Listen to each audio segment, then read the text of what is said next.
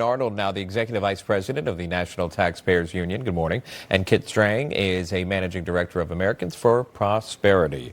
Good to see both of you here, and thanks so much for joining us. Ken, I'd like to start with you. Just reaction there from this recent jobs report released, higher than expected, 147,000 jobs added in the month of June. Economists expected around 118,000, a little less than that as well. You've seen record highs with the S&P 500 and the NASDAQ as well.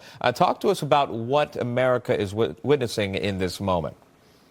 It's undeniable that the American economy is on a roll, and it has incredible momentum. We're seeing that in the unemployment rates. We're seeing that across the board. We're seeing gas prices go down. The S&P is up. Every economic indicator says that America is on a roll. And what Congress is poised to do here in a couple hours, or whenever Hakeem Jeffries stops speaking, is to make sure that we avoid the biggest tax hike in American history. We make President Trump's 2017 Tax Cuts and Jobs Act permanent, which lowered rates across the board. The One Big Beautiful Bill will open up energy abundance in America and end Biden's Green New scam. This is going to be great for American families. It's going to be great for small businesses who can use many of these key provisions to hire more workers and expand their businesses. Truly a great day for America if we get this across the finish line and keep that momentum. It seems like it's going to happen as soon as Jeffries finishes his talk here. That, again, is just droning on and on and on, avoiding the inevitable.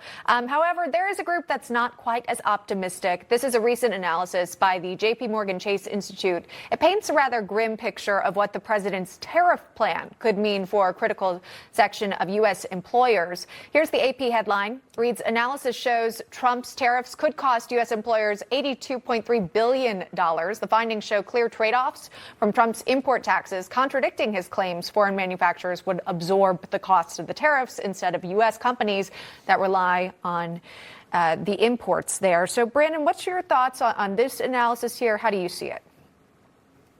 Yeah, I mean, the goal of these trade negotiations should be to drive down tariffs that we apply to imports, as well as, of course, tariffs that our competitors are applying to U.S. goods, agricultural products, and so forth. If we can achieve that goal, then I think the economy will really take off, and that'll do wonders for our manufacturing sector as well as our agricultural sector.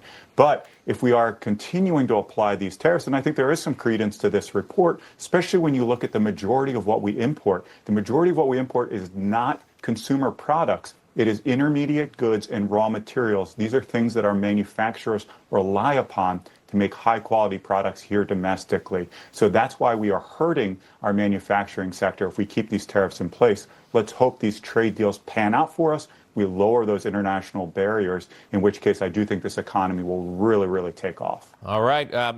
Great optimism. Brandon Arnold and Kit Strang joining us. Thank you, gentlemen. We do appreciate the time.